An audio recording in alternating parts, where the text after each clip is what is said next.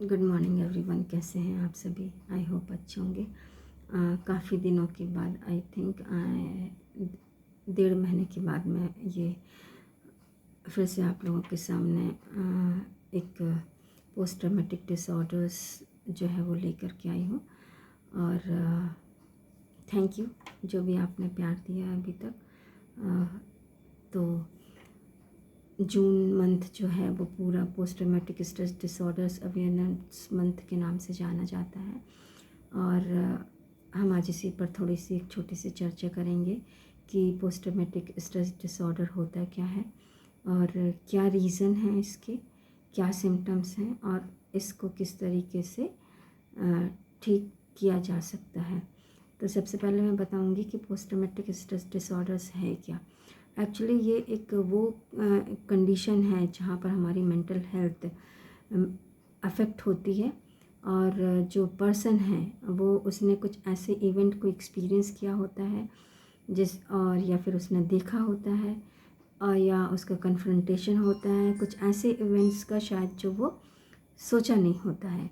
Like कहें हम तो कोई किसी ने कार एक्सीडेंट, हम जा रहे हैं और उसके सामने सडन कार एक्सीडेंट हो गया है ना, या फिर चलते चलते देखा कि यार वो एक प्लेन क्रैश हो गया, ठीक है, या किसी के एक रेप के बारे में हमने किसी की देखा हो या सुना हो, या फिर ऐसे कोई बुलिंग टाइप का हमारा एक्सपीरियंस हुआ हो, देन आप कह सकते हैं कि फिज़िकली अब्यूज़ है या हम देख रहे हैं या हमारे साथ में होता है, फिर सेक्सुअल अब्यूज़ है, और अगर कहा जाए तो किडनैपिंग तरह के भी एक ये कारण हो सकता है जिसकी वजह से हमें पोस्ट ट्रॉमेटिक स्ट्रेस डिसऑर्डर्स देखने में मिलते हैं बच्चों में।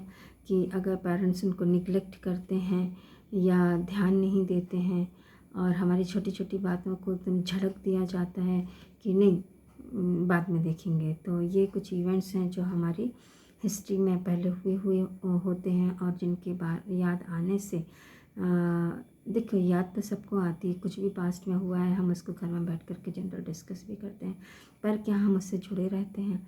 एक नॉर्मल हेल्थ में कोई भी चीज़ें हमारे सामने आती हैं और उस पर बात करके हम ख़त्म कर देते हैं, पर वो घटनाएं जो हमें बार बार याद आए, मतलब नॉर्मल ना हो करके वो एबनॉर्मल हो जाए, कोई भी चीज़ हम बार बार दिमाग में याद आ रही है, फिर हम बैठे हैं सोच रहे हैं, हमें घबराहट हो रही है, नींद नहीं आ रही है, तो ये कुछ चीज़ें हैं जो नॉर्मल से अगर हट के होती है तो इस पर हमें ध्यान देना बहुत ज़रूरी होता है।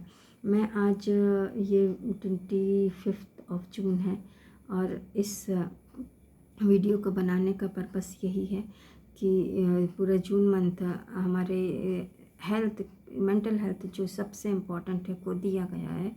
और मैं एक साइकोलॉजिस्ट हूँ, काउंसलर हूँ, रायपुर छत्तीसगढ़ में मेरा समाधान साइकोलॉजिकल काउंसलिंग एंड कंसल्टेशन के नाम से सर्विस सेंटर है। तो बहुत ज़रूरी हो जाता है ये सारी चीज़ें हमें लोगों को बताना, ताकि वो अपने मेंटल हेल्थ के बारे में समझ सकें। कुछ ऐसे इवेंट्स हुए हैं शायद जिनको वो आइडेंटिफाई तो कर पाते हैं लेकिन वो लोगों से खुल के बात नहीं कर पाते, लोगों से मतलब वो अपने परिवार को प्रॉपर चीज़ें बता नहीं पाते कि मेरे साथ में ऐसी घटना हुई थी और मुझे ऐसा फील हो रहा है।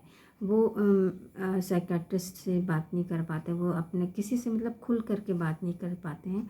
जैसे कोई भी इवेंट हो, डिपेंड्स ना कि किसके बारे में बोलना है नहीं बोलना है, और अगर वो नहीं बोल रहा है तो वो क्यों नहीं बोल रहा है, वो क्यों ऐसा फील कर रहा है कि हमें लोगों से बात नहीं करना चाहिए।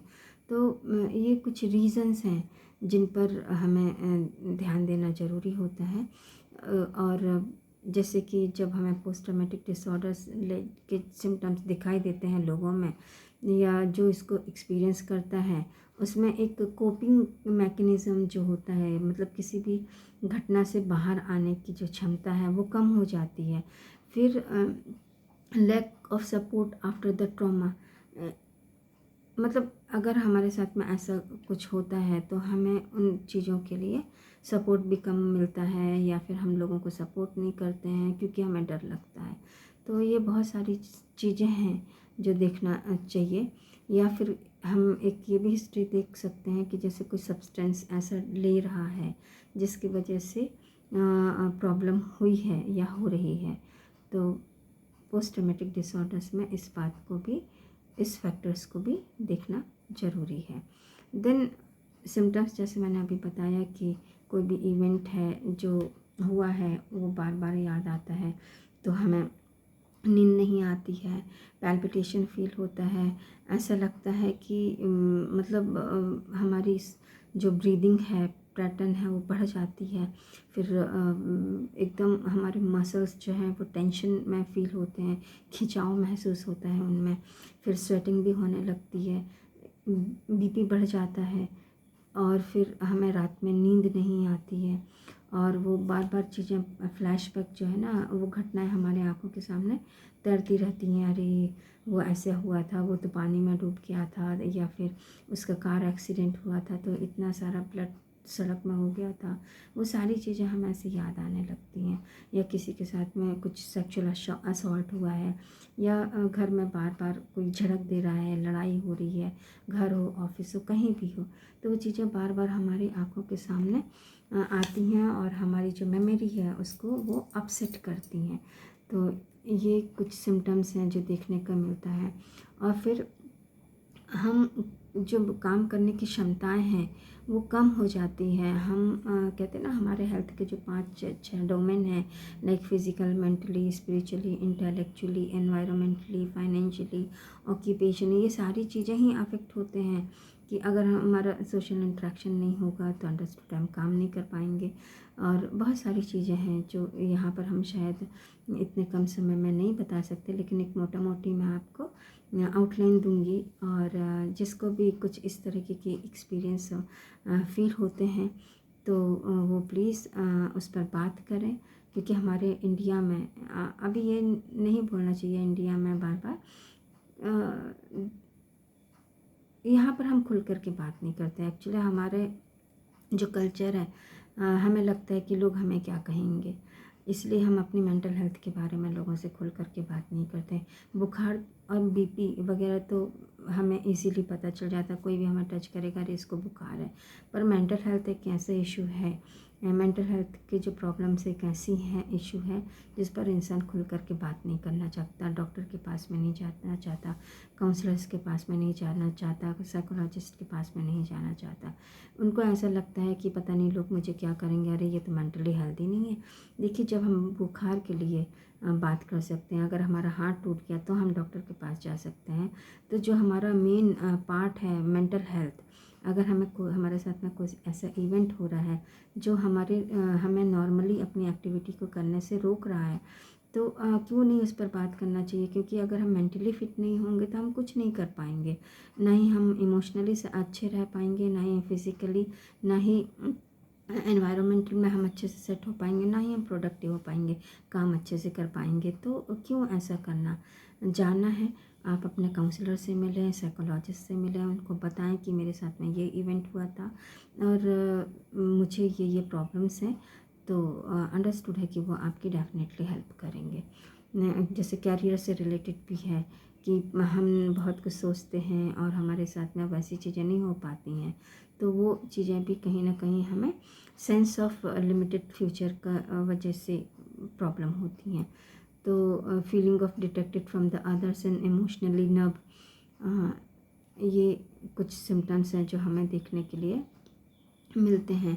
हम बहुत ज़्यादा हाइपर विजिलेंस हो जाते हैं, हम किसी चीज़ में फोकस नहीं कर पाते हैं क्योंकि हमारा सेल्फ कॉन्फिडेंस लूज़ हो जाता है ना। हम अपने आप का अपने चीज़ों पर, अपने इमोशंस पर, अपनी फीलिंग्स पर, अपने थॉट्स पर जो है वो कंट्रोल नहीं रख पाते हैं। तो अंडरस्टूड है कि हमारा सेल्फ एस्टीम लो हो जाता है। तो इन सब चीज़ों को कैसे ठीक किया जाए, तो उस पर साइकोलॉजिस्ट से बात करना बहुत ज़रूरी है। अकेला भी फील करते हैं, तो ये सिम्टम्स हैं, प्लीज़ आप इनको थोड़ा सा ध्यान रखें और बताएं। तो अब हम इसमें किस तरीके से स्क्रीनिंग कर सकते हैं। जैसे कि एक ड्रीम लाइक बोला है, ड्रीम में डी फॉर हम नॉर्मली एक डिटैचमेंट फील करेंगे, लोगों से नहीं मिलेंगे। R for reexperiencing the event, वो सारी चीज़ें हमें बार बार फिर से याद आएंगी। Then event had emotional effect, वो इवेंट जब याद आते हैं तो हमें बार बार हमारे इमोशंस को अफेक्ट करते हैं। इफ़ ए ड्रीम हम बोल रहे हैं ना, देन उसमें एक ए जैस आता है स्पेलिंग में। ए अवॉइडेंस, हम लोगों को अवॉइड करते हैं, मिलते नहीं हैं, काम अच्छे से नहीं करते हैं। और जो ये सारी चीज़ें हैं, मंथ जो है इसका ड्यूरेशन काफ़ी समय से चला आ रहा है। जैसे पास्ट है ना, पोस्ट ट्रॉमेटिक इवेंट डिसऑर्डर या पोस्ट ट्रॉमेटिक स्ट्रेस डिसऑर्डर, इतने सालों से जो हमारे साथ में इवेंट पहले हुआ है वो हमें बार बार आंखों के सामने आ रहा है और हमें याद दिला रहा है, और हम इमोशनली कहीं ना कहीं प्रॉब्लम फील कर रहे हैं। तो ये हमें जैसे भी इस तरीके का अनुभव होता है तो हमारी इसमें फिजियोलॉजी भी अफेक्ट होती है। जैसे मैंने बताया कि ब्रीथ आप मसल्स की इंटेंसिटी जो है वो हार्ड हो जाती है, मीन्स कि मसल्स में खिंचाव होने लगता है, ब्लड प्रेशर में एकदम धक धक हमारा पैल्पिटेशन लाइक होने लगता है, हम खाना नहीं खाते हैं अच्छे से, नींद हम नहीं आती है हमें। तो ये सब चीज़ें आपको दिखाई देती हैं। अब इसमें जो आप जब लोगों से बातें करते हैं, लोगों से बात करते हैं मतलब आप अपने काउंसलर से बात करते हैं, तो काउंसलर को आप प्लीज़ खुल करके बताइए। और यहाँ पर सबसे बड़ी बात है कि ये इवेंट हमारे साथ में तब तक कंटिन्यू रहते हैं जब तक हम इस पर खुलकर बात नहीं करते। तो आपको ऐसा लगता है कि मेरे साथ में कोई प्रॉब्लम ऐसी हुई है, तो आप अपने साथ वालों के जो जिससे आप अपने खुल करके बात को रख सकते हैं, अपनी बातों को, उनसे बात करिए, अपने फैमिली को बताइए, क्योंकि फैमिली ही हमारी जो सबसे पहले हमारे पास में होती है और हमारे लिए हमसे कंसर्न रखती है। अगर आपको लगता है कि आपको इसको नहीं बताना है तो आप अपना ऐसा फ्रेंड को देखिए, मतलब आपके साथ में एक ऐसा पर्सन होना चाहिए जिससे आप अपनी सारी दिल की बात बता सकें, और आप उसे जहाँ पर कोई जजमेंट नहीं होता, जहाँ पर कोई टैगिंग नहीं होती ना, आप उनसे मिल कर के उनको बताइए। और मेरा आपसे बार बार रिक्वेस्ट है, मैं बोल रही हूँ कि आप काउंसलर से, साइकोलॉजिस्ट से आप मिलिए और उनको बताइए, क्योंकि वहाँ पर सारी चीज़ें आपकी अपने तक ही रखी जाती हैं, सारी चीज़ें कॉन्फिडेंशियल होती हैं। और वहाँ पर प्रॉपर स्क्रीनिंग होती है कि कौन सा विचार है आपको जो इतना परेशान कर रहा है। आपसे काफ़ी लंबी हिस्ट्री ली जाती है, जो जब आप धीरे धीरे उन चीज़ों को बताते हैं, खुलते हैं, बात करते हैं, तो वो चीज़ें कॉग्निटिव बिहेवियरल थेरेपी, आरबीटीज़ के द्वारा, फैमिली थेरेपी के द्वारा वो ठीक हम करने में पूरी तरीके से मदद करते हैं, और ठीक भी हो जाती है, लेकिन उसमें हमें अपना 100% देना होता है। ठीक है। लोग कहते हैं कि नहीं मुझे तो क्या होगा, ये तो मैं खुद विचार तो आते जाते रहते हैं, पर ऐसा नहीं है। जहाँ हम सो नहीं पा रहे हैं, जहाँ हम अपना लाइफ को अच्छे से काम नहीं कर पा रहे हैं, डिप्रेशन है, टेंशन है, स्ट्रेस है, एंजाइटी है, हम बैठे हुए हैं, पैल्पिटेशन हो रहा है, खाने की इच्छा नहीं हो रही, तो अगर ये सारे सिम्टम्स हम फील कर रहे हैं तो हम अच्छा से काम नहीं कर सकते। हम अपने लाइफ में जो हमारे अच्छे ड्रीम्स हैं हम उनको सक्सेसफुली नहीं देख सकते, हम अपनी इमोशंस पर कंट्रोल नहीं कर पाते हैं। तो इन चीज़ों को आपको प्लीज़ एक काउंसलर और साइकोलॉजिस्ट की ज़रूरत होती ही है। आप उनसे बात करें। ऐसा नहीं है कि लोग मुझे क्या कहेंगे, तो इस बारे में बिल्कुल भी नहीं सोचना है। ये आप हैं, आपकी हेल्थ है, आपकी बॉडी है, आपका शरीर है, आपका अगर नहीं बात करेंगे तो आप ऐसे ही अपने आप को लाइफ में परेशान करते रहेंगे। तो प्लीज़ लोगों से बात करना है, साइकोलॉजिस्ट से बात करना है, काउंसलर से बात करना है।